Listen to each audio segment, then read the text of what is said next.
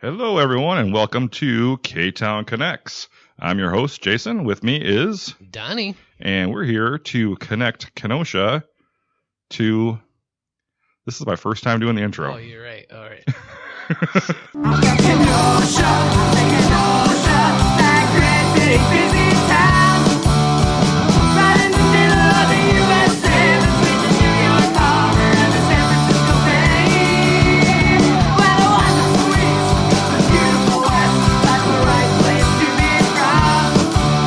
Sing it so loud and big because we're so proud to make Kenosha our hometown.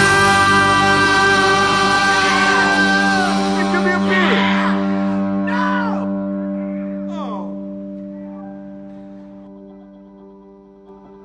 Our goal is to connect Kenosha and the surrounding area to all the great things our hometown of Kenosha has to offer. Each episode will feature either a local business owner, local historian, community activist, or just your local Kenosha celebrity. Okay. You're getting better at that. I mean, fourth time's a charm.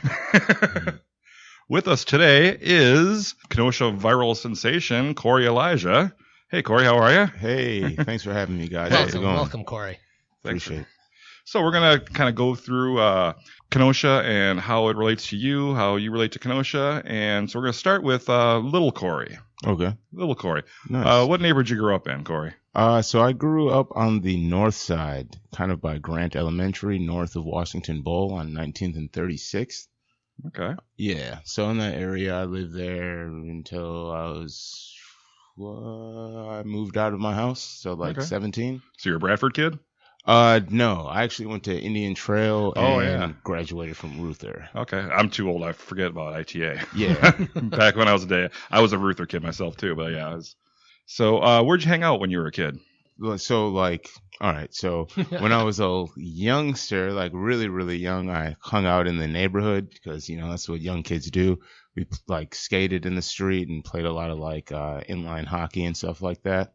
Football and stuff over in the Grant field because it's like really big. You can have like a really full game of football over there. Cool. And then when I was a little older, like in high school and stuff, I hung out at Nash Park a lot. So as a skateboarder, they had like, ramps and everything set up there, fly boxes and a mini and all of that stuff. So Nash was really like, that was the spot to like, if you skated and then also if you wanted to just like find where everybody was or figure out where the party was going to be and all of that stuff. Nash was the spot. Cool. Yeah. We didn't really introduce Koerri at all, but I think he doesn't really need an introduction right now. No, he is a local celebrity, actually big time celebrity. No, not just local. Yeah, you started in. We'll get to that stuff, I guess. But if you don't know, he's the guy on the skateboard with the phone that's been covering everything's going on in Kenosha pretty much this whole summer. Yep. And even before that. The man on the town, so to speak. Yeah. Yeah. So you've gotten like an outpouring of people looking to help you. A lot of people are like wanting to buy a new skateboard, but you seem pretty happy with the one you got. Yeah, I mean, I have a lot of memories on it, Can you tell us about your board? Yeah, so it's a nickel. So by Penny Australia, it's a skateboard company. They make almost like old school style boards. The Penny is more like miniature. It's a 22-inch. The nickel's a 27-inch board. Nice loose trucks. They're like tight in size, but really loose, so you can maneuver really well on it and stuff. So it has a nice tail, so you can like pop up and stuff on it too. So cool. And the wheels are nice and big and jelly, so you can like roll over like rocks and cracks and all that stuff with it. Yeah, so. I can't believe how you can manage that. You do great. It's on your board. It's like yeah, in and out of everybody during everything. I mean, I'm just watching. I'm like, boy, you got some talent. It's fun, man. Like I've been skating for like 20 years or so. As I've gotten a little older, I've picked up the Penny more than like my aggressive skateboard, just because when I was younger, I used to throw myself like downstairs and all that stuff all the time. And now, like, as fun as it is, I can't really risk that as much. I still have fun on like rails and stuff like that. But the Penny is nice because you can just cruise. I can, like you said, I can like weave in and out, and it's like bombing hills on it is really fun and stuff like that. So like the thrill of skating, you still get with it. So. And you were involved in the creation of the basic park a little bit? Somewhat. All of the local skateboarders are kind of adjacently involved with it. Okay. Honestly, we fundraised for years to get basic built. Now it's been there for a while, but I remember when I was younger, in my teen years, just every time I would go to Southport, throwing cash in the jar, and then different skate comps and stuff like that too, to raise money and stuff like that. So, Cool. there's definitely been a lot of skaters that helped get it built, and it's awesome to see, especially like how good some of the younger kids are now, because like when we were young, we had Washington Bowl or we had Nash, which, it had stuff, but like there's a legitimate skate park where you can learn the fundamentals on like, on good stuff. Yeah, And you cool. can see what good it does by how good the kids are now at skating. So, Cool. yeah. Cool.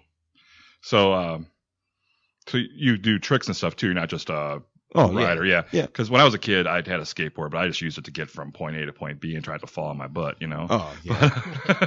No. And my trucks are really loose, so much that no one else could ride my board because it's just so like floppy. But so how'd you get involved in your career as like a digital creator and a graphic artist? So, I mean, it's honestly kind of something that I've always kind of been involved with.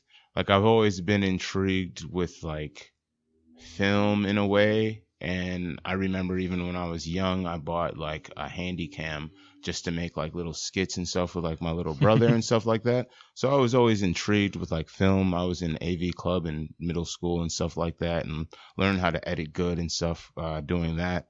And then as a skater, in high school, me and my homies, we had like a skate crew. So we would always be filming and like making videos and stuff like that. So that kind of got me like accustomed to always like creating content. As I got a little bit older, I started doing stuff on YouTube, just like random like vlog videos and like promotions for like parties and stuff like that. Oh, cool. That actually did really well. So I kind of was like, oh, that's kind of cool. I kind of like the YouTube type thing. So that died down a little bit. I kind of got involved in like some local political things around 2013. When the whole Syria thing was taking off, ended up being in the newspaper, which caught the attention of a friend of mine now, who owns and operates a radio station, online radio, called The Rundown Live. They reached out to me to interview me. Eventually, they asked me if I would ever want to do like my own show. So I did that for about a year and a half. Learned, pretty much the back end of production and learned how to book guests and all of that stuff, and just kind of grew to love it. And then after I kind of stopped doing that, I went back to doing YouTube stuff. Kind of got involved in like hostings at Comic Cons and things like that, just, by making YouTube content and, going to different conventions, and eventually, wanting to host panels, reaching out to, people that are operating the conventions, getting booked to do that, eventually getting jobs to do it at different conventions. And it's kind of just from there kind of just evolved into what's going on today. Wow. Yeah. So what do you do at like the conventions? Like what's what's your niche? Like everyone has like a little thing that they do. So it's panel hosting. Okay. So you talk to like the guests kind of so thing? typically like it's Comic Con. Yeah. Right. So, like last year, it was the 35th anniversary of the Teenage Mutant Ninja Turtles. So one of my personal favorites. Yeah, me too. Since as long as I could remember. So I went around to a bunch of cons in the area, like Wisconsin Comic Con. I went up to Madison, Indiana, and then the last one on the stop, I did Wizard World Chicago in Rosemont in August. And then on that final panel, I brought in the original voice actors of the 80s cartoon, which so it was like a full circle thing. And then like at that point I was like, okay, so like I've been working like jobs and other stuff, but like I feel like this is like what's supposed to happen. If the universe brought the original voice cast of the Teenage Mutant Ninja Turtles to my panel, I'm supposed to be making online content. That's great. Yeah. What did you think about that Turtles Forever movie? It brought the 80s Turtles together with... I like the Turtles Forever. Yeah, I thought with it was the very well 2003. done. Yeah, I thought like it was that very too. well done. Yeah, the 2003 iteration is probably my favorite of the animated, if you take out the like CG 2012 version. So Well, we're on the turtle conversation. mhm. These are the Turtles 3, Turtles in Time. What a bomb, huh? Whoa, wait, hold up. Okay, Hold up, all right, hold up, let's hold get up, into hold it. up. Let's get into this, right? Since we're here, right? Yeah, well, I might as well have a little fun. So, I will admit, costume design, horrendous.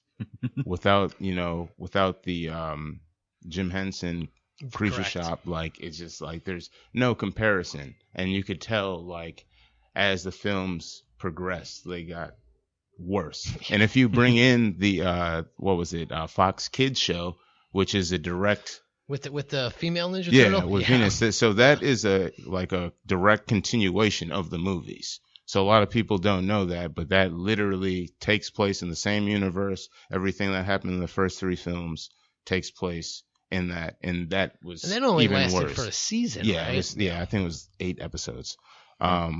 So the costume design is horrendous, but you have to give them credit on the story.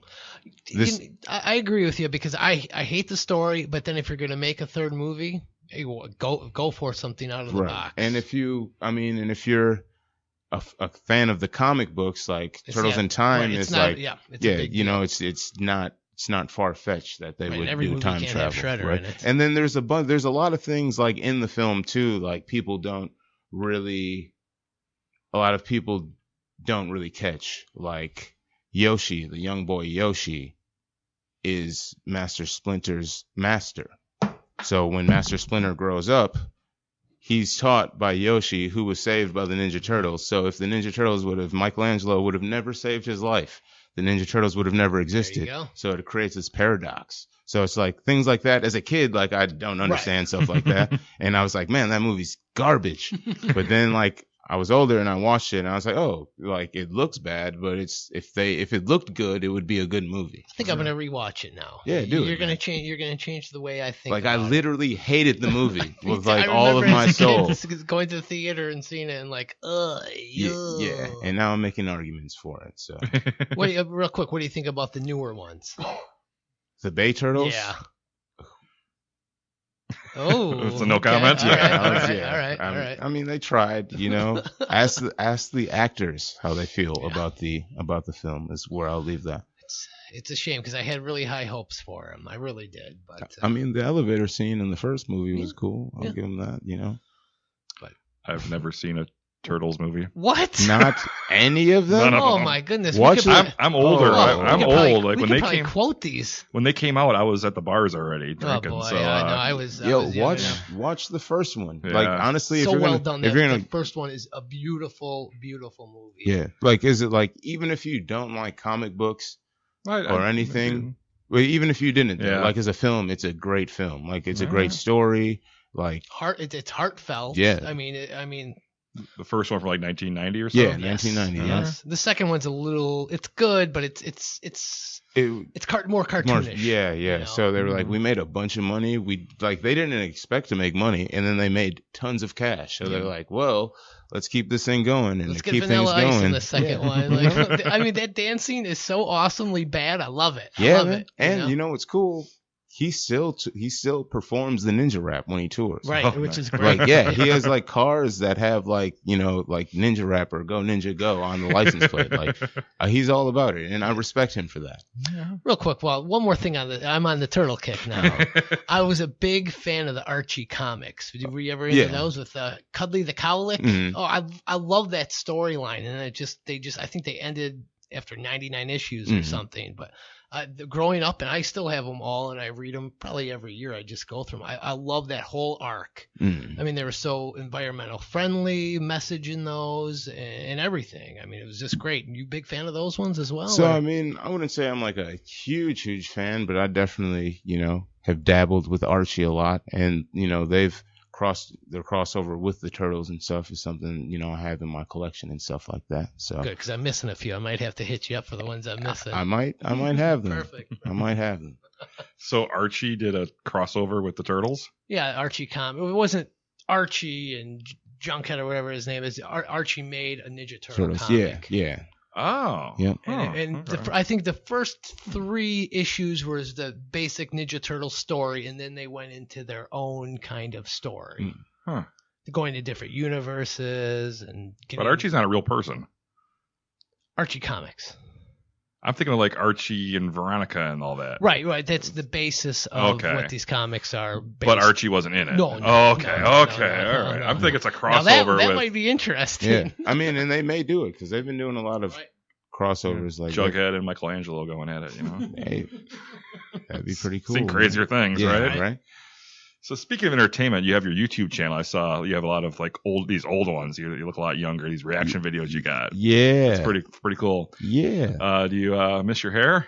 So yes and no. So I still have it. It's in a box for keepsake. Just because I had it for 11 years. But yeah, it was really long. It got really hot, and I kept on saying like, man, maybe I should cut my hair off. Maybe I should do it. And I'm like, oh, no. And then just one day, my kid's mom, I said it, and she just called the barbershop. And so you got an appointment. I was like, oh, I guess I'm going.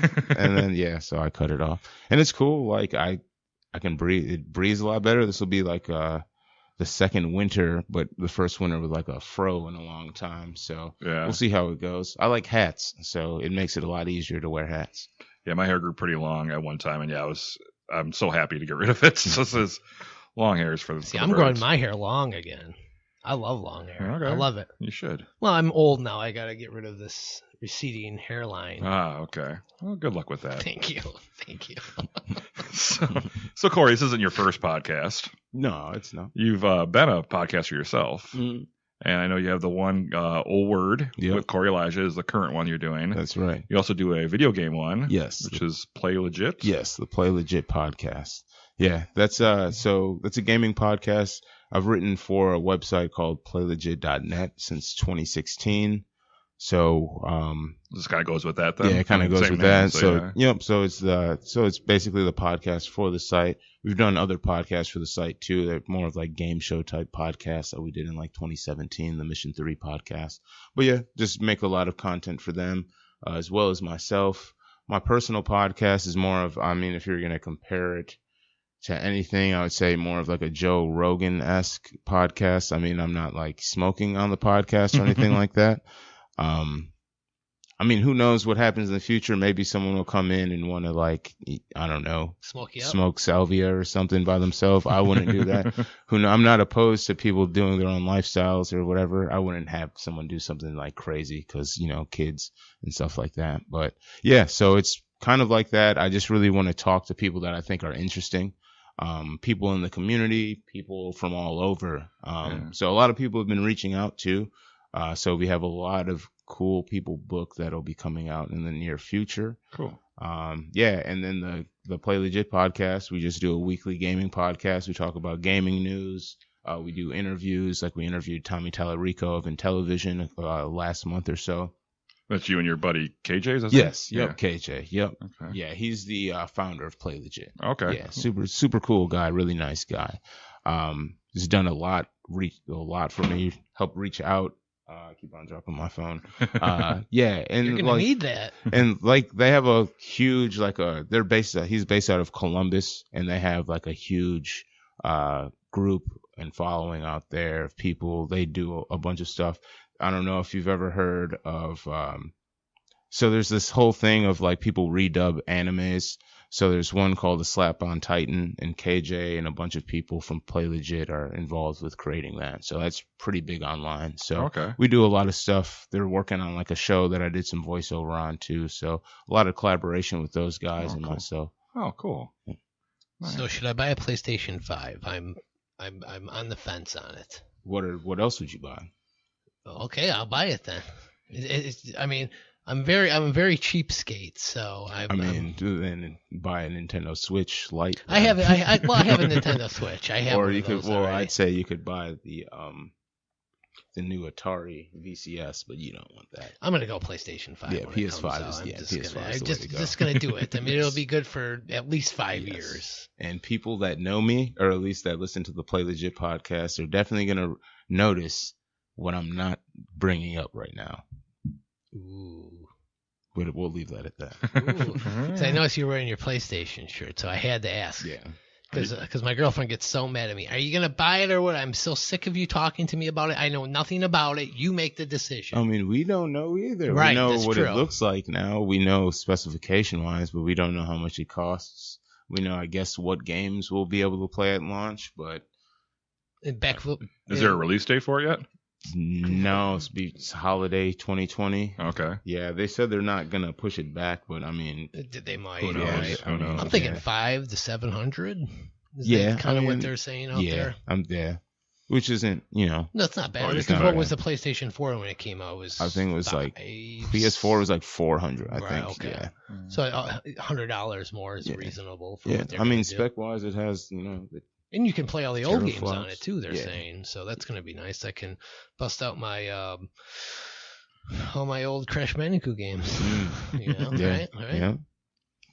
You know how much of a gamer I am? I have like one of those kind of Raspberry Pi things with all the old school games. That's what's up, though. And I just jam out on like Dig Dug and Donkey Kong and stuff like that. There you Dig go. Dug is a Try to beat my classic. high score. Nice. So Those Road were- Rash 2. You Those know? Raspberry Pis, man, those things are awesome. Yeah, it's not actually one of those, but the same kind of thing. Oh, though, the yeah. same concept? Yeah, it's really cool. So that's my thing. Yeah, that's what's up. I go Tecmo Bowl on the Switch with the original NES. Tecmo Bowl, nice. Oh yeah, Yeah, that's I what's gotta up. be Chicago though. Even though I'm a Packer fan, I gotta play the Bears on there. Mhm. I mean, I should have brought in. We could have played a little during the podcast. yeah, I'd still pick the Packers, but you know. Yeah, I want the Super Bowl. I love the Packers. I don't want this to come out wrong on the podcast. All right. All right, we gotta switch gears a little bit here. All right. Love to talk gaming, but all right. So, Koerri, name took off in Kenosha in late May after the George Floyd murder in Minneapolis, and we had some protest things around here, and you became a viral hit, at least in Kenosha.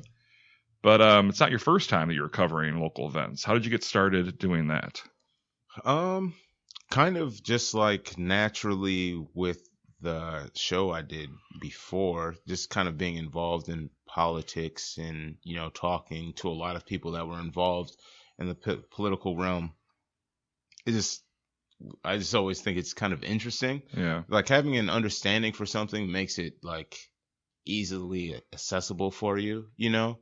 If I didn't know anything about politics at all, I probably would never go to a rally, you know? And even if I don't like necessarily agree with someone or something like that, I always like to check it out because I like to like listen for talking points and stuff like that, and then see the reaction of the crowd, to how they react to these certain talking points, to see like, oh man, they're really out here duping people. That's crazy. So, like initially, like when Trump came here before, when he came to Snap-on, I was out there. You covered that too? Okay. Yeah, I covered Cool. that. I think that video should still be on. It's on my personal Facebook somewhere, I believe. It's a lot of scrolling to find that though. Yeah. And if you're not my friend already, you're not going to be able to see it Yeah. because, you know, I'm filled up now. And then like, you know, there's a lot of different marches and things that would take place. Like even on like my YouTube channel, like I've covered like the march on Monsanto that happened here back in like 2013. There was a marijuana march that took place in Milwaukee that I was involved with, interviewed a bunch of people from like Normal and got their take on it. So yeah, I just always have kind of like wanted to like be involved or at least see what's going on with things that I thought was intriguing, especially when it comes to politics or even things that I just think are cool in general. So, you know, the president shows up, like I don't, you know, whoever the president is, I would show up. You know? I was having a conversation with someone yesterday and they were like, you know, the president's going to be here. Would you want to meet him? And I was like, it's the president. Why would I not want to meet the president? Like, even if I don't necessarily like what he's about, like meeting the president and feeling them out and seeing like you can tell him. like Right. seeing like Secret Service move around and like all that stuff. Right, you're It's kind just, of respecting the office as Yeah, well a like, little bit. right. You know, like it's an opportunity. It's like, maybe I don't like you, but I mean, you are the president and I respect America. So, you know. Yeah, I wouldn't pass you that know, up either. yeah. Just, Yeah, everybody's saying don't come. Well, any tragedy like's happening here in this town, the president comes. Right. And also if mean, he didn't come, it would- people would be like, Right. why didn't the like people are saying, where's Joe Biden at? You know? Right. And he's just running for president. So Right. if you are the president and you don't Yeah, go, it's a lose-lose. Yeah, so exactly. to speak. yeah. So you really took off after the George Floyd thing around here. We had the protests here. We had the Kneel for 9 on that Tuesday and stuff. And have you seen any change in the community in the last 3 months since the murder and those initial gatherings in Kenosha? I mean, we tried to make a little change then, but did we? It doesn't feel like we really did. So I feel like progress was being made. Yeah. To a certain extent, everyone out there is probably aware of the body cam bill. Mm-hmm. That basically was written up initially after the riot. So, I mean, I guess people are trying to make concessions, I suppose, but how everything was handled with that whole situation, and this is just me giving my opinion. Which situation are you talking about? The body cam bill, and pretty much everything that they had in there that the people were asking for, like the militarization of the police force, how they wanted to dial that back, that got thrown out. The body cams, they wanted a guarantee of the body cams. We ended up with a promise to vote if we're going to have it in 2021. So it's it's just putting a Band-Aid over the thing instead of flex tape. You know? Yeah. I mean, they should have body cams. All. Yeah. So the interesting thing about the body cameras, right? So the explanation given to why they felt that we shouldn't have body cams is because the dash cams can see everything, right?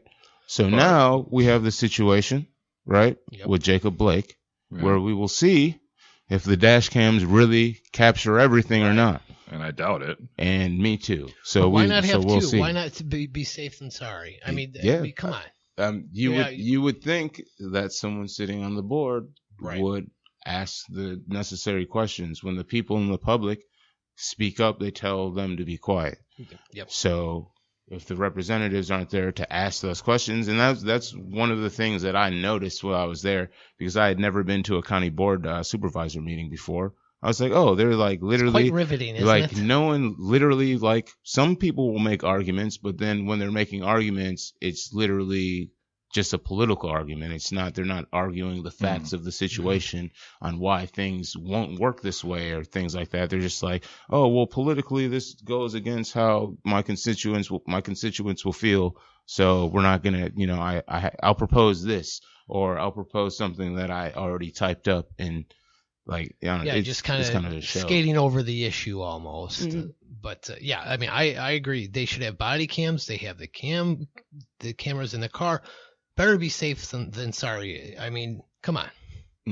It's time a change happens. Yeah. With that. I mean, unfortunately, it's gonna take multiple teraflops of storage. It's gonna take cloud storage that is gonna cost multiples of millions of dollars. All these big numbers that people don't know if they're true or not, because no one really did the proper research or anything, or even know what teraflops are, terabytes. Is that something or in anything. Basketball? No, teraflop? It's processing ability. Yeah. So, But I think the safety of our citizens and the safety for the police officers, that should come first. Yep. They can find the funding wherever they can find funding. Right. So it's So from what I grasp is it's basically, I mean, I don't know if this is true, but I feel like the answer to that will just be to increase property taxes, which in turn is going to make people upset at the people that are saying they want body cameras, which is just going to cause more division. So, well, that's what they want. Yeah, it really is. It takes it off of them and it puts it back on the citizens, so we continue to infight. So, how do you feel about the saying defund the police? I think it could have been worded differently. I mean, it depends on who you're talking to, I suppose. Mm-hmm. Some people don't want cops at all. That's how it sounds when you say defund the police. Yeah. And I mean, some people but that's not what it's all about. I mean, is it? I don't know. It depends on who you ask. There's no real definition of it. Yeah, I mean, you're dealing with individuals. There's not like a a group, right? It's not like there's a 501c3 organization Right. here organizing everything Yeah. that has a set of demands of what they want. It's literally people are out with their ideology. Some people have a defund the police sign.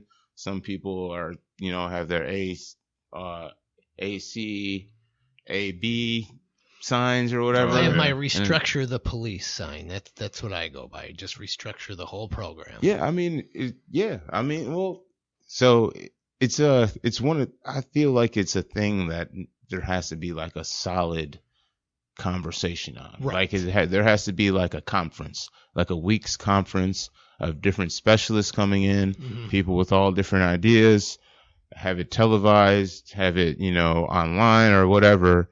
Got And Koerri then- there covering it on his Yeah. phone. Yeah, of course, and then also, allow people to voice their opinion and don't shut people up. Right. Yeah. I agree, because a lot of people, they voice their opinion, then they get shut down right away, and Right. then they cower it off a little bit. People have to be strong with their opinion, Right. and we got to get it right. We really do. Yeah. And I feel like, I don't know, maybe, and I don't know exactly, I'm not, involved in the high levels of how the workings of how everything goes on. But I mean, I almost feel like maybe Wisconsin should, I don't know, take control of their police training and maybe set the example, because like the federal, like everyone's being trained with the federal guidelines. Right. And then we see uniform across the board. Like there's an issue with police brutality and police killings. And I'm not even just saying like only towards black people. Right. Like cops are killing people, Yeah. like all types of citizens all of the time. Well, when you can train for a cop, but then you go to school to be a beauty beautician, it's longer than taking police training, which that needs to change. That's outrageous to me. I think that the schooling and training should be longer, and harder, continuous. and Yeah. and like every year you get evaluated. You have a psyche test. You just Honestly, You get 100% accountability. So I will say, like, it has to be more than a year. So I worked for AT&T for a while, right? I worked there for about 2.5 years. I had monthly evaluations. I had interactions with management every day. They were either asking how my day went, what was I doing to better myself, what were my goals for the day, things like that should take place. I agree. With that, I had monthly trainings on top of like quarterly trainings, and then periodically just like new information would come out, so we would have trainings on that. Yeah. And I feel like, I mean, with the amount of money that every city spends on their police, it's not far-fetched to be able to come up with a training system, a training program where there's continuous training. Yes, it's going to like take time away from the police, but when I was working at AT&T, like it took time away from me being on the floor as well. Yeah. But when the time that I was on the floor, it made me better. right. So we have to maximize the time that we're being on the floor, but also make sure we're supplementing them with the proper education and the proper knowledge to continue doing the job the proper way, And it's like making someone go through one sensitivity training or one race training or something like that. Like I've done trainings and just like flew through it, and it's just like, all right, well, I watch Right, it. you just I'm hit the done. button, done. Yeah, Okay, I'm done with this. Ugh. So, But yeah, like, you're right, If there's- you have them do it one time, like, Right, continuous, and then everything should be okay. yeah, I mean, there's still going to should be, be better. Right, yeah, better. there will still be, because people are people. There's still Right. going to be issues. There's going to be a situation it's going to have so much gray area Right. where there's going to be an issue. But just they gotta start improving it. That's, Right. That's what. Yeah, if we can get the numbers down from like multiple hundreds of thousands of people being killed by police, Even just one human life is just so valuable. Just one life. That's really all that matters. I mean, to me. yeah, no, I agree with that. All right. Let's talk about racism in Kenosha. Okay.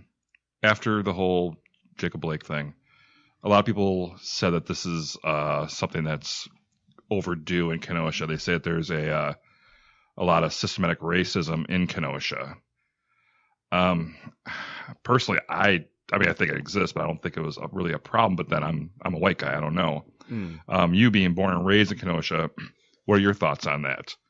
But then you can't really compare it to other things. You haven't lived other places either, though, right? Yeah, I've only lived in Kenosha. Yeah. So yeah, I don't like. I mean, I spent time like a relative good amount of time in Georgia, back and forth. Like in my earlier years, I would spend like pretty much the summers in Georgia. So like, I was young though, so that doesn't really count. So. I mean, it depends. So it's weird. My background is weird. I feel like I'm a unique individual with a different background. I was adopted by my grandmother. She retired from Chrysler, so I mean, she was fairly well off. Yeah. I lived on the north side, like I said. We moved there when I was 4 in 1992. And that's pretty much, by the time I was 4, that's like where my consciousness and my memory really begins. I remember a few things before then, but not really much. Oh, it's more than me. So like when we moved there, I recall like, so we were the first. So not only was my grandmother black and were we black, but she was also in a same-sex relationship, right? Okay. With someone that was not black. So when we moved into the area, I don't know what the issue was, but there was an issue. Yeah. I mean, I was a kid, so I don't recall. I just recall that there was an issue, right? So it could have been from either one of those things or both, or whatever. So I remember there was an issue. Someone had moved out of the neighborhood, and it was like this whole thing. But as a kid, I'm just kind of like, all right, well, I'm gonna go on my, Batman big wheel and go around the block. I don't care about any of this nonsense these adults are dealing with.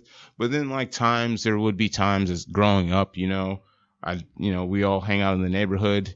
You hang out with kids at the school and at the playground and stuff, and like people are going back to people's houses and stuff, and it's like for some reason like I can't come over because their parents, or just wouldn't want me to be there, but everybody else could be there. But I'm the only black kid, so it's so stuff like that has happened. Yeah. Stuff in school, is kind of like gray area. It's like it could have just been me, messing around or like whatever. I've told my other black friends, like sometimes people are just assholes, they're assholes to everybody. Exactly. So it's not a race thing. It's just, they're just miserable people, Right. So like, I never really thought of it like that, just because like growing up, like when I was in elementary school, I was the only black kid in my class, right? So like all of my friends were white. And then when I went to middle school, that's where there was really other black kids, right? And then they didn't like me because my friends were white kids. Wow. So it like created like this strange, like I had like an identity crisis. You're stuck in the middle thing. Yeah. I was like, well, like damn, like I honestly just want to be cool with everybody, but there seems to be this issue or whatever. So by the time like I had graduated and all of that, like it wasn't really much of an issue. I kind of like worked through that as a skater. Like you are around so many different types of people and stuff, so many different types of backgrounds and races and stuff like that. So by then, like it wasn't really a big deal, but I like the first real form of like, dang, like you are legitimately racist and said this to me because I'm black, was the day I graduated high school. I lived on my own. I had my own place. Me and my brother lived together. So naturally I had a graduation party because like who was going to tell me not to have a party, right? Yeah. So there's way too many people there because, there were no parents there. So of course everybody wants to go there. Party. Have a little fun. Right. So, so there's way too many people there. Long story short, people call the cops. I remember walking into my kitchen, seeing a cop walk in, and I was like, oh, whoa, damn. Well, it's a real party now. What am I going to do? So I go in my bathroom and I just like, I sit on the toilet and I'm like, damn, like, what am I going to do about this? Like, I didn't even tell my brother. He's at work. Like anything, like who knows what's going to happen. Like how many people do you have at the house? There is way too many people there for a 2-bedroom upper apartment. Oh, boy. Probably at least like 100 people. Oh, people, man. Like if people are listening to this and they know me, they know what's They're going there. on. But yeah, so I'm sitting on the toilet and the cop comes in and I assume he was Irish because he had a red mustache and he was balding, and he had red hair going around. Guinness in his hand? He was on the job, so I hope not. And I just say that just to kind of paint the picture, right? So I'm sitting down on the toilet. He walks in, and the first thing he says is, "What are you doing? Flushing your crack?" And I'm like, I'm sitting on the toilet like this, like, oh my God, like, what am I gonna do?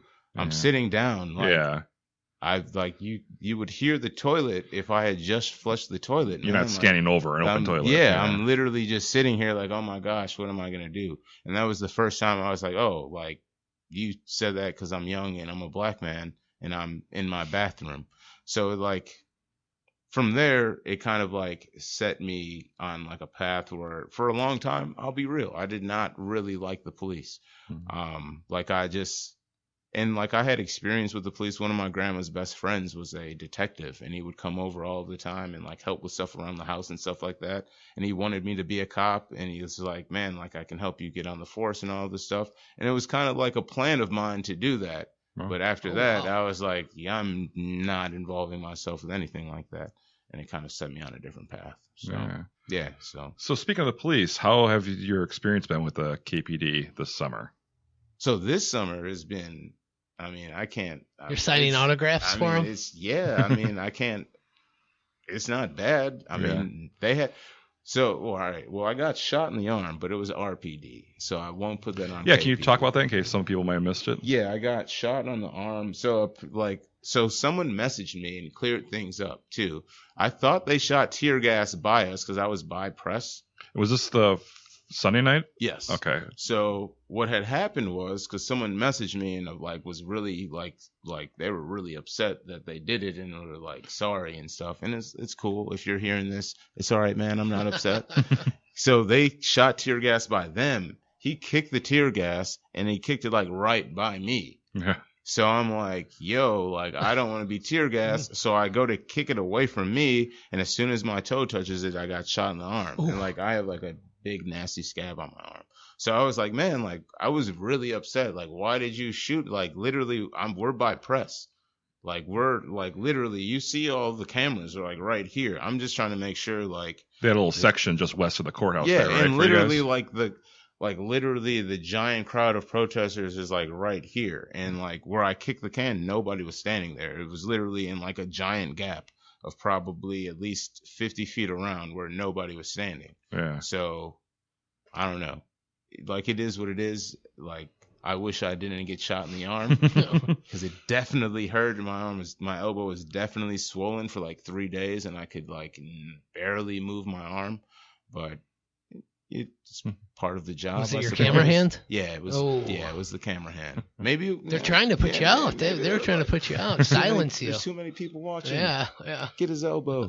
I noticed you went horizontal this week. Yeah, that was nice. People kept on saying like go horizontal, and I'm like, yeah, but it's on a phone.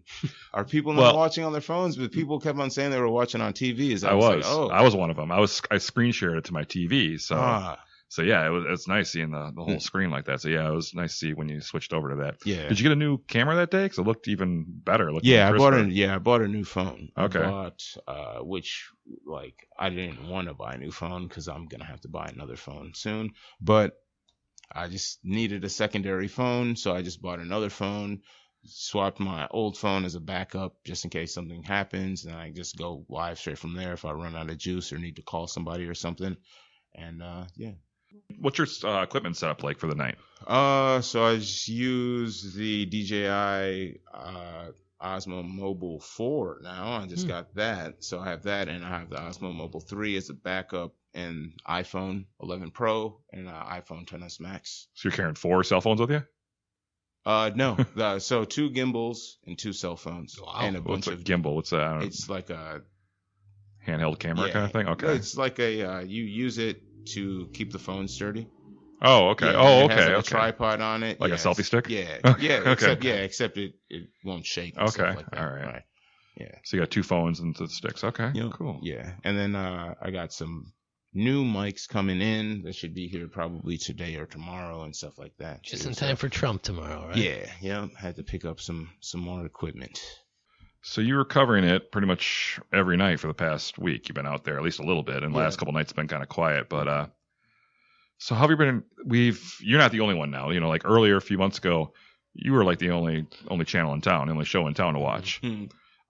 This last week, we've had numerous different people from like wannabe Koerris, these young people from the area that are going out, to like these national people like CJTV and Mercado Media.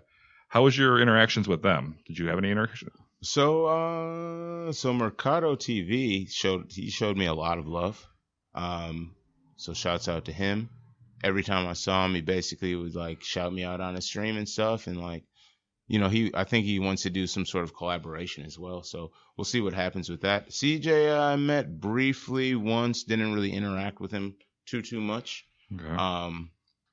But it's nice to have people out covering that'll put themselves on the front line and stuff like that. Must be flattering. You started the whole thing in this area. So I know a lot of people that kind of do similar work as them.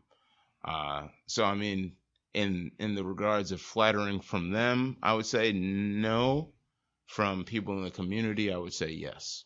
But like, I mean, and this isn't like I'm not trying to slight them or anything like that, but it's just like, if it's your job, then you're gonna go where the story's at, right? Right. So because you're getting a lot of mainstream press now, right? Yeah. A lot of people have reached out. New York Times keeps on blowing up my Twitter feed for some reason, and tomorrow CNN's trying to do an interview, and a bunch of other people have been reaching out for stuff that I haven't had time to respond to yet. So yeah, lots going on. So back to these the CJTV and the Mercado guy. I heard a couple people mention that they suspect that they might be involved with these outside agitators and kind of like going along with the crowd. How would you reply to that? I didn't know. I was like, it's an idea. You never, I mean, if you're trying to go down a rabbit hole, I suppose I would have to see some sort of evidence of that. Yeah. I mean, hopefully not. You didn't see any evidence of it. But I mean, no, I mean. Well, now you gotta think, right? Yeah, I mean, I would have to think. I can't recall seeing them talk to anybody that wasn't their team. Okay. I mean, they're definitely. Who knows, man? Yeah. I honestly don't know. I would hope not. Yeah. But I mean, But if I was gonna try to, speculate. I mean, it's possible. It wouldn't be that surprising to me if they were. That's all. I'll say it for you. That's what you're gonna say. But I'll say that it wouldn't be that surprising. I'm not, because crazier things have happened in the world. Yeah, I mean, there was definitely outside agitation. There was definitely people that just kind of popped up. For sure. So it's like, how do you just like pop up this quick out of nowhere? So I always like that. Things like that are interesting, especially even like Sunday night, how people just like popped up. Like there. After everything outside of the public safety building, we go out to the street out in front of the courthouse, and all of the garbage trucks are on fire. And I'm like, while all of this was going on, who lit all of the garbage trucks on fire? Like, I mean, it would take a little bit for them to, to catch. Right. So, like, I don't know. I thought that was interesting. So, and there's a lot of ninjas running around, people in all black with the masks on and stuff. And like, if you watch my video of the night, like before my my interaction with the people at the museum, like I was like walking around there, I saw some guy jumping into a truck that had previously blown up maybe 30 minutes before, going into the back of the truck bed trying to find rocks and stuff. So I go up to him, I'm like, hey man, what are you doing? And he's like, oh, I'm trying to find rocks to throw at stuff. And I'm like, wow. All right, that's pretty shady. And then so I walk off, and there's like more ninjas. And I'm like, dude, I just felt weird. Like all of a sudden, I just like felt like, no, like this isn't right. So I walk behind the museum. I go around and I get to the front, and I see someone throw something on fire onto the window, and that's when I just am like, nah, bro, like. This was the dinosaur museum, right? Yeah. I was like, I'm just gonna say something, because I know the foot's out here and they'll probably get me, but my kids go to the dinosaur museum, man. So yeah.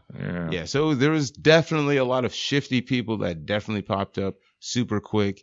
Even I'll say this on the record, the people from Milwaukee, from Black Lives Matter, were here very, very fast, and like them commuting, like, so after everything happened, they went and like they talked to the sheriff, and I was like, why are these guys talking to the sheriff? You're not even from here. Yeah. Like, this literally happened today, and you're literally some dude I've never seen before, and now you're going to go talk to the sheriff. So there's a lot of weird stuff going on from a lot of people that I've never seen. Like, you guys know, I've been here my entire life. Yeah. I'm around all the time, and there's just all of these new faces, like, assuming leadership and like doing weird stuff and trying to blow stuff up and all this stuff. So it was the whole thing about them being involved with that.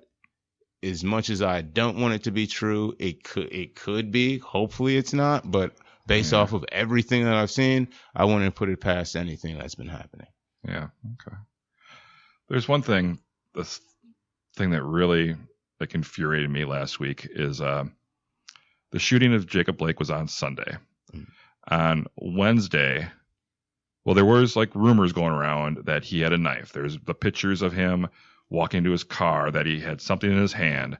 And I looked at it, I'm like, yeah, there's something in his hand. And they said, oh, he's got a knife. He's got a knife. I said, that makes no sense. It's illogical that they would not say that he had a weapon if he had a weapon. It's stupid. If they would have said something, it wouldn't have, the violence wouldn't have been like that. And then Wednesday they say a knife was found in a car. Personally, I think that if they would have released that information either immediately or Monday, just a weapon was found at the scene. That's all they had to say.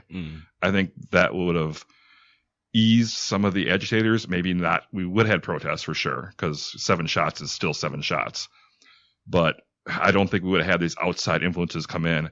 Maybe we wouldn't have all the burnings, all the deaths, things like that.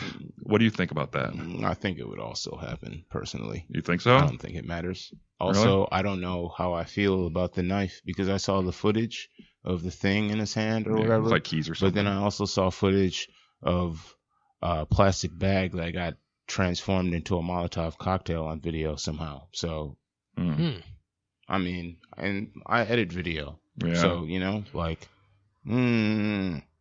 don't know about that. And that could have been his key fob in his hand. That's what I was thinking. Or a cell phone or something. If they have the knife and they have fingerprints on the knife and they bring it into evidence, I suppose we have to take it as what it is. But I personally, I don't know. Yeah. Not saying that they would do something nefarious. All I'm saying is this past week has been crazy. So yeah, anything's possible.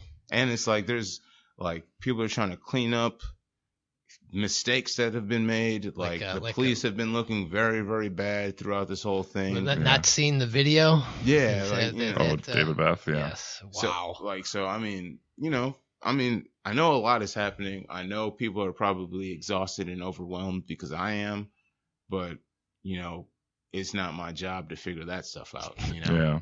I mean, if I was getting paid to figure it out, I would, I would get on it, right? Yeah. Well, yeah, it's just weird that they wouldn't just bring that up right away. It blows my mind. It really does. I think they're I don't know, whoever their like PR person is, or their hopefully damage they're control fired. person. Well, it went to the DOJ. They did the investigation. So maybe they got some kind of confusion was in there. I don't know. It doesn't sound right to me. I don't know. I just know, like, optically, a lot of things that have happened, like, even if they're not bad, there's like a lot of missteps. Mm-hmm. And I've been talking to a lot of people that have been doing a lot of like thorough investigation on everything that has taken place. People that have like even brought up maps and like pinpointed maps on a timeline, and like based off of like footage that's been released, and how like some of the tactics of the police and other groups that were around, how they kind of sync and kind of like seem to like corral people in a certain area, and then certain things happen. So it's like the whole situation is, I think this is going to go on for a while. Yeah. For probably a long time, just because there's too much footage that's gone on, that's available, that hasn't been looked at. Like even like a lot of the footage that I have, like, people are just realizing that I have the footage because I didn't film someone being murdered. Yeah. So now they're starting to look back at some of the footage that I have and are starting to fill in gaps and create different timelines and see, like, certain things that happened, different calls that took place, certain, like, incidents where there was, like, a tire fire that happened, like, right before, you know, people kind of got pushed a certain direction and stuff. So there's So if the police contacted you, say, hey, can we have some of your video or anything like that? Because they're going around to all these businesses asking for their security cameras, and I assume they would come to you, but, you know, sell it to them for a price, my stuff's public, though. Yeah, they can watch it on. Yeah, they could watch it online, so that's not a thing. They just couldn't download it. Otherwise, you don't have any extra footage that you don't put out or anything? I have lots of footage, yeah. I mean, when my live goes off, I tend to record stuff. I mean, they haven't asked me about anything, so I don't know. Maybe if they will, I don't know. I don't really want to be involved in, like, a whole thing like that, though. But, I mean, I guess if I get subpoenaed or something, but I don't know. Everything I pretty much captured, they have. So unless it was after the shooting, that's all live. So right. Yeah. I mean, through this whole thing, you've been cool, Koerri. You've been you kind of stay impartial. You don't really take sides. Mm-hmm. What's your secret? How can you do that? Because shit, fly. So how can you? Do you have any? Oh, I guess the question would be: do you have any difficulty with maintaining your cool, being impartial, and not taking sides, or is it just second nature to you? No. So when I was young, I used to get really upset, if that's, like, believable. But I used to get, like, really upset. If you ask my brother, I would just, like, when I was really young, I would just get, like, really mad. And I think I, like, dealt with, like, a lot of stuff just based off of my my upbringing, like, my situation with, like, my parents and stuff. So, like, over time, I kind of just, like, realized, like, cards are dealt, and there's no reason to be upset and be stressed out about stuff that, you know, isn't necessarily going to affect my life in a certain way, you know. Mm-hmm. People's opinions, it's not like you feeling a certain way is not going to change my life or affect my life in any way directly. Maybe indirectly somewhere down the line, maybe, you know, but I'm not worried about stuff like that. You know, I like to feel like I have my own destiny in my own hands. So when it comes to talking to people, like, it's a conversation, you know. As long as you're not disrespecting me and, like, being crazy to me, and even if you are, in a way, it's like, what do you want me to do? You want me to fight you, man? Like, for what? So I can go to jail? So I can have someone sue me and me have to pay them money that I don't want to have to pay them? It's like, I don't know. Also, I'm very analytical, I suppose. I'm, if anybody cares about personality types, I'm an INTJ. So I'm, like, really reserved, but I, like, think a lot. Yeah. So when I have conversations with people, I'm kind of just, like, thinking about what you're saying and, like, building an argument. So opposed to getting upset or not knowing what's going on, I kind of just I'm able to kind of just, like, filter out the emotions and just create my argument and just present it, you know. And, like, if you watch one of my streams, there was a guy, I don't care if he gets mad. There's a dude that was, like, peeing outside, right? Oh, yeah, I remember that. He's just peeing outside. I'm like, bro, like, what are you? There's kids out here, man. Like, go behind a bush. He wasn't even, like, hiding or anything, though. No, he was just, like, right in in someone's front yard, peeing in right. someone's front yard. I'm like, bro, like, what are you doing, bro? There's kids, man. And he got super mad to the point where he wanted to fight me. Like, I could just tell, like, he just kept on talking to me. I'm like, dude, it's over, bro. Yeah, Like, he was walking along with you, kind of taunting you, and And I'm just like, all right, dude, like, whatever, man. Like, I mean, I did kind of say, like, all right, so you're gonna be the white dude that's gonna try to fight a black dude in a Black Lives Matter march. All right, bro. And he got kind of mad about that. But after that, I was like, dude, I'm not even gonna, like, it's whatever, you know.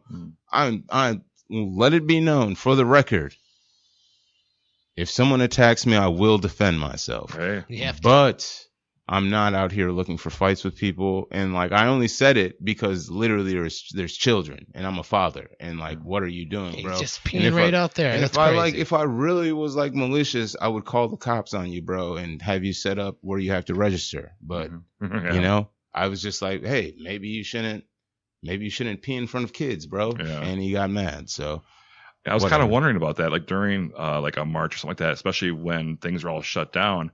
Where do you pee? I mean, I know you shouldn't be peeing right in front of everybody, but Right.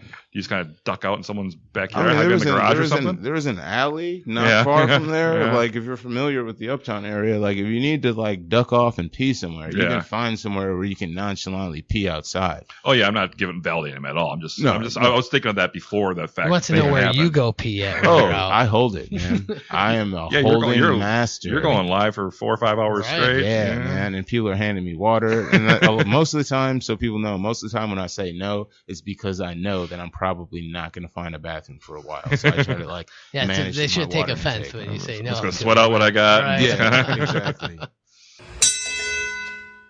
So Koerri, it seems like we keep going through this ugly cycle of uprisings and protesting, not just in our life, but even before that.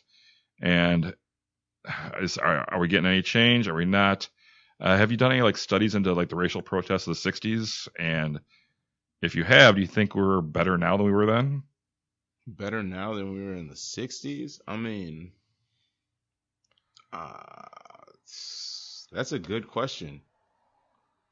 Part of me wants to say we're in like the same spot. That's I mean, kinda how I feel. if you compare it to the 70s, maybe I would say it's like the same, because in the 60s, that's when everything really was. I mean, I guess 55 is when integration really started, but in the 60s, I would say, yeah, I guess, yeah, it's about the same, maybe. Yeah. You know, well, no, I can't say that. I would imagine there's less racist people than there was in the 60s, just because there's been time for integration and people to be around other cultures to be less racist, you know? Because in my opinion, that's pretty much the only way to cure racism Yeah. is to just have education and be around people. Just telling people not to hate people is not going to fix it, you know? Yeah. Because everybody is going to have, you know, like their predisposition to judge someone based off of their appearance. I mean, I do it. I imagine everybody does it. Yeah. Even when like I even do it to like other black people sometimes as a black person, you know, like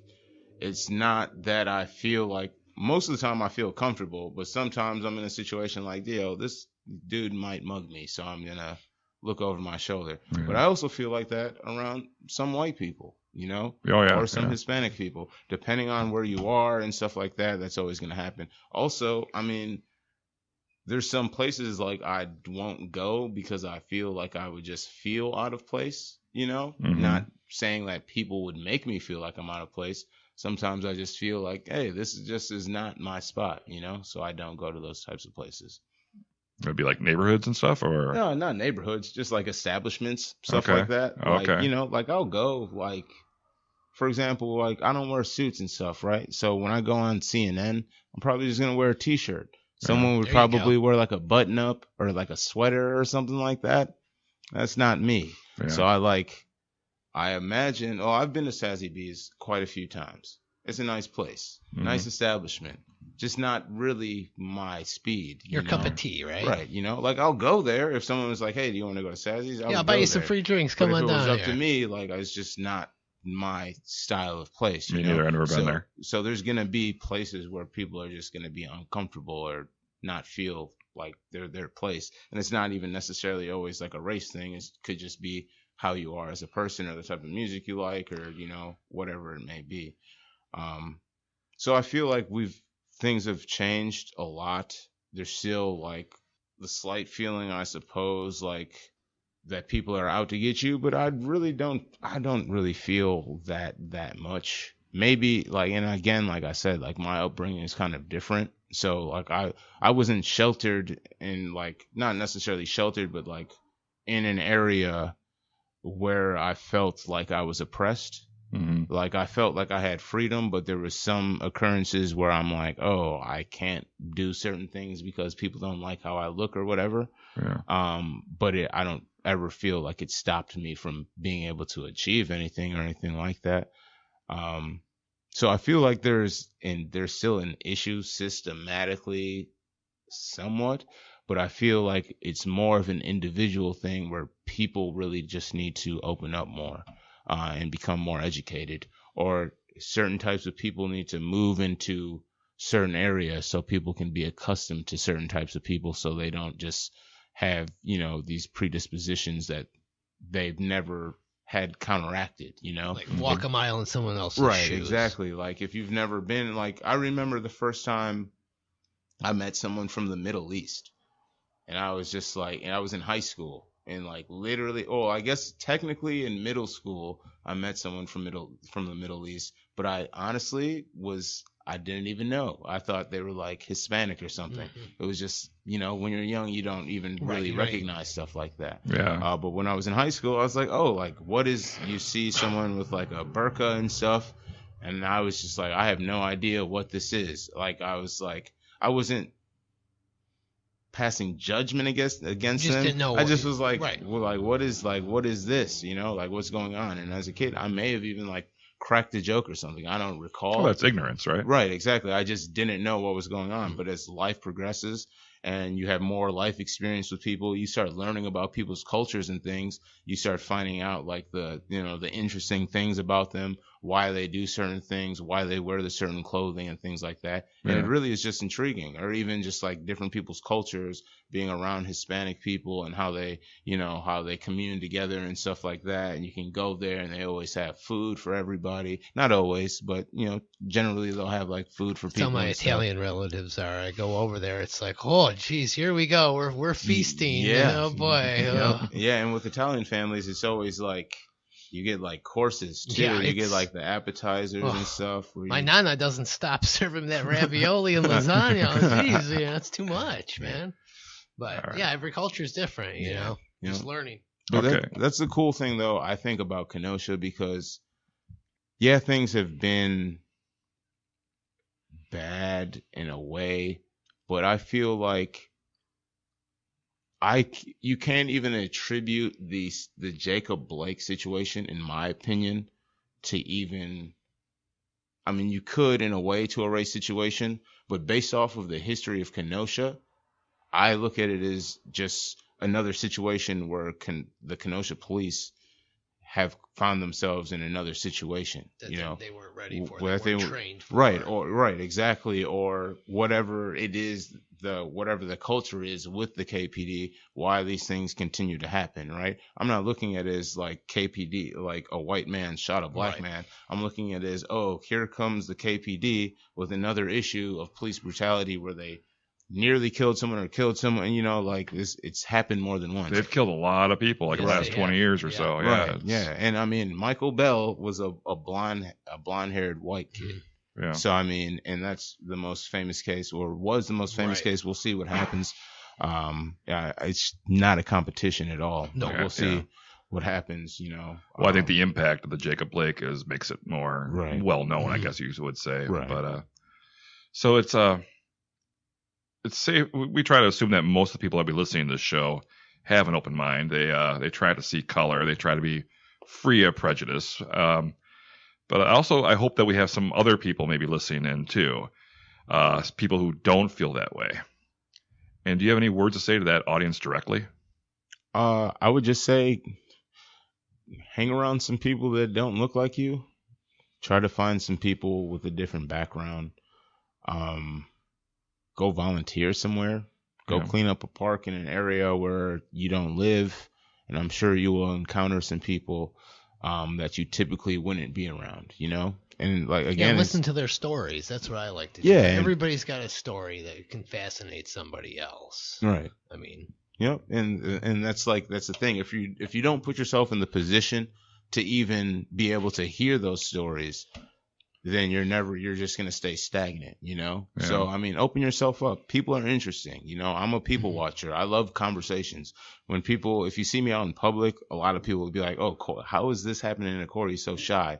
I'm not necessarily shy. I'm just more of a reserved, like I said, analytical person. I'm an INTJ. So I'm kind of seeing the scene, analyzing the scene, seeing what people are up to, and I'm really fascinated by people and people's stories. And I love a good conversation. So that's maybe another reason why things work out for me, because I'm genuinely intrigued by what people have to say. I know there's all different types of ideologies. I like to try to figure out how people get to these positions and things like that. So cool. Are you interested in ever becoming like a community leader or anything like that, or? I mean, what's your future? Maybe I don't know. Yeah. Man, what's next? It's kind of weird, honestly, because I've never thought about being like a community leader or anything like that. And honestly, I feel like my position, it would be hard for me to. It might be difficult for me to do that in a way, just because I feel like I'd be maybe good at mentoring or something like that, just like helping out with kids and stuff. And I feel like that would be like closer to my heart, just because, you know, being adopted and stuff is just like, I know how it is to like grow up without a dad and things like that. And even being in a situation where, I mean, I never really needed anything at all, you know, so it's like, I could have been in a worse situation for sure. Yeah. But even with that, like I still like to like help kids out and stuff like that. So, and people have reached out to me about doing stuff like that. Even some teachers like have talked to me about potentially coming in to talk to kids and stuff like that. So stuff like that I would want to do. When it comes to like community leadership, again, I don't like joining organizations and stuff like that. Yeah. So it would be difficult probably to do that and you know, I just did it under my own umbrella. But with that said, like whether it be like politics. Yeah, would you run for mayor? Like that. People want me to run for mayor. I think it would be interesting. Honestly. You would have my vote. Oh, thanks. So, I mean, I don't know. The election's not till 2024, right? So, I mean, I would start campaigning now. Strategically, I would have to. I feel like I would have to do something a little bit more before that, just because 2024 is kind of a long ways away. Right. You know, I have to keep people interested in who I am for that entire time, which would involve me doing what? Right? Getting involved in the community somehow, like that, right. Like you said, get involved with kids or things like that. Right, exactly. So, I mean, I don't know. A lot of people have said that. I mean, I've kind of looked around at everything that's been kind of going on, and I mean, I'm not like super young. I'll be 32 in like 11 days. Oh, so happy early birthday! Thank you, I appreciate that. I guess 10 days technically, right? Because it's the 10th. So I mean, I don't know. Like, hey, we could be talking with the next mayor of Kenosha. We will see. I mean, all I know is if I would have known the mayor run unopposed this last time, maybe I would have done it. Just because I don't think people should run up unopposed because people get comfortable. Yep. But also, like, I don't know. I also am not the type of person that seeks power. You know, that's why you're the kind of person that would be good. You seek change. That's what we need in this town. We really do. Yeah, definitely. I definitely agree with that, and I feel like it's weird that people seek power. Yes, I'm talking to you. That is super weird that you seek power. It's like, I don't know, like I get it, kind of, but also like, what are you doing? You know, help people out. Right. You know, I understand trying to benefit yourself, but I don't know, come up with like a crazy business or something. To a T, but I mean, help people out. That's what you're in the job for. What people do. I mean, it baffles my mind where greed just overtakes them. Right. It's sickening. Yeah. Yeah, and then you start seeing them making bad decisions based off of lobbyists and stuff like that, and you know, or also party lines and things like that, and it's just like that dilutes people's messages. And that's why I personally just won't be involved in it, you know. Even over like the past weekend, you know, just with some of like the protests and stuff that have gone on, I've had to like I'm here to help people and stuff, but like I don't want to put out an image of like me being aligned with certain people and stuff like that. It's like, no, I'm here to help whoever. If someone reaches out to me, they want to work with me, you need me to help you with videography or something like that, I'm all for that. I'm down to help whoever, you know?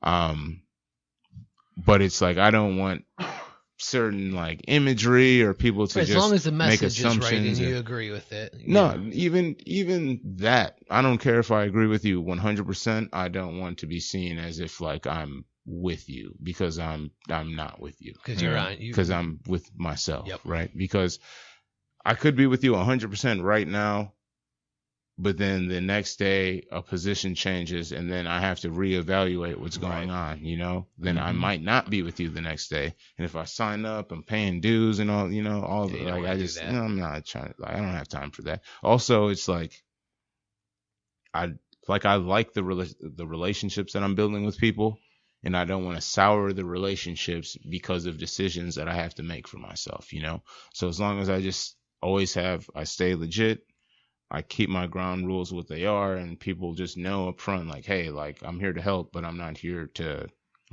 be a part of you. I'm here to just help you, maybe help give you a boost or whatever it may be.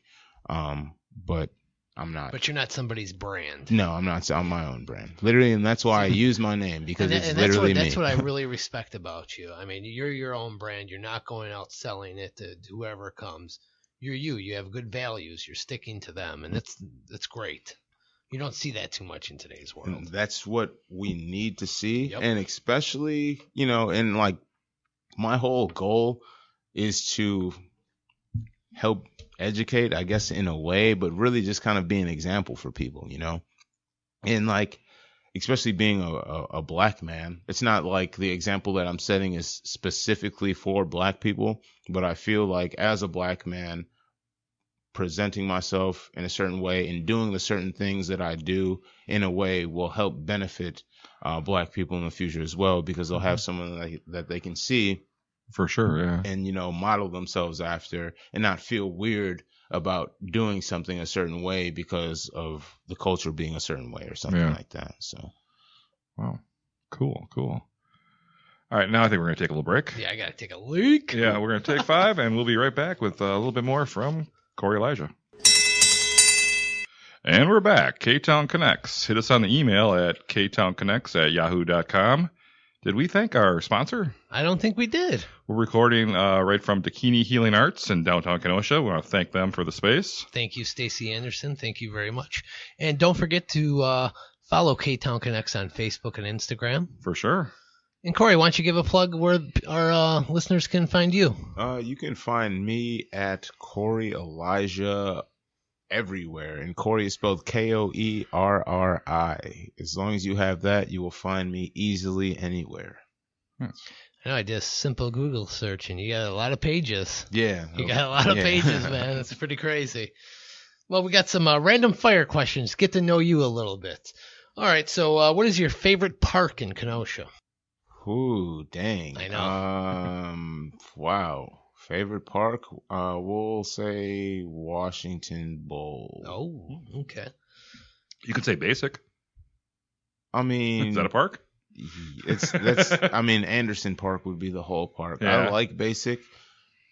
Don't get me wrong. There's also a skate park in Washington Bowl. Yeah. And I grew up, that's where I learned how to like do a bunch of stuff. So if I have like where my heart lies, as much as I love basic, Washington Bowl as a whole, like I spent so many years just down there, like going in the creek, skateboarding down there, going to the pool, like randomly running races around the velodrome, and like passing out at the end. Like there's just so many memories at Washington Bowl Park. So I'd say that. And it's a really beautiful park too. You have the woods section. You kind of get out there, you kind of walk around and stuff. Yeah. It's more than just the bowl, you know. When we were kids too, we used to like have adventures through like the woods on the opposite side of the creek and stuff. So yeah. Cool. Yeah, tons of memories there. Nice. All right, what's your favorite museum in Kenosha? The Dinosaur Museum. Oh, yeah, I knew that was We knew that was coming. Right.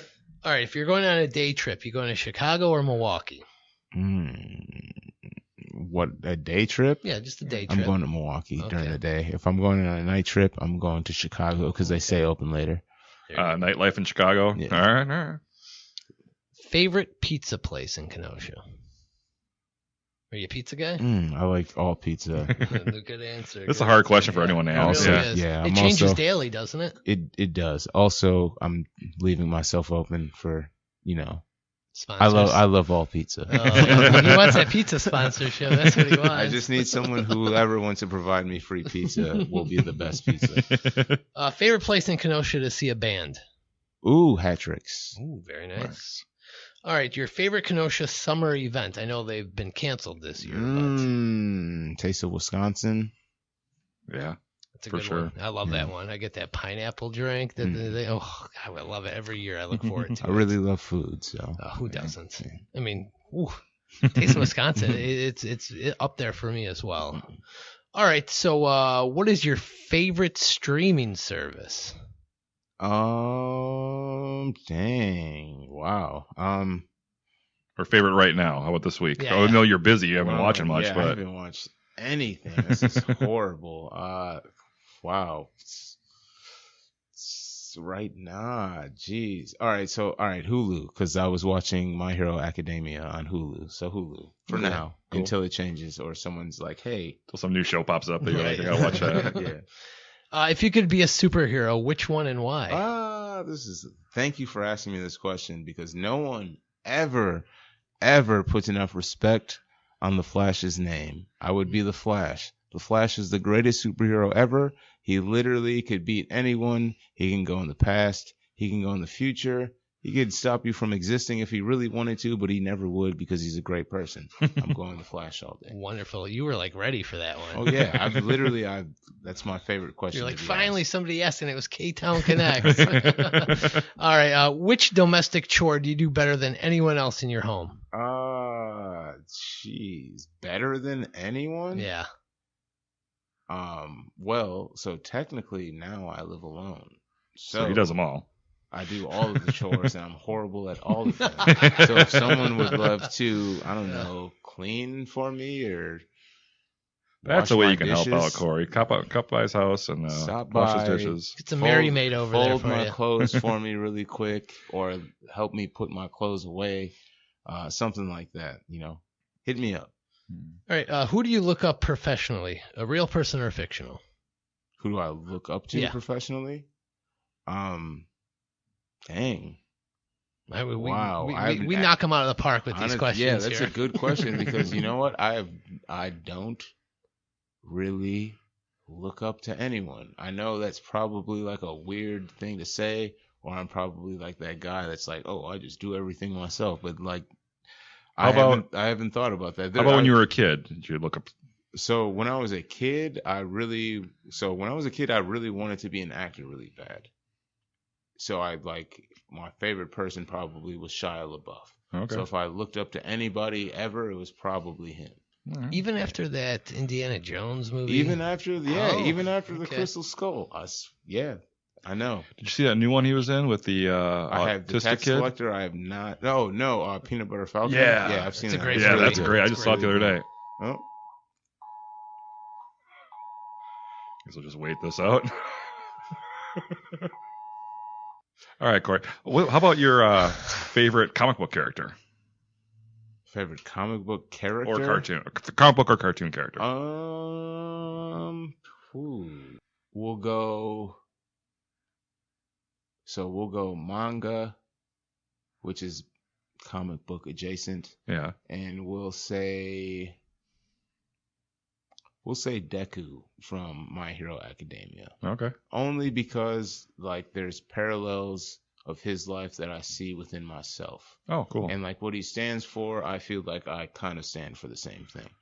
So I would say, yeah, Very Deku nice. from My Hero Academia for all of the weebs out there. All right. All right. What is your most used emoji? Ooh, dang. Yeah, I check have my that. other Yeah, what phone is with it? me. Uh-oh. No, I only have my new phone, so this isn't going to be accurate enough, but we'll see.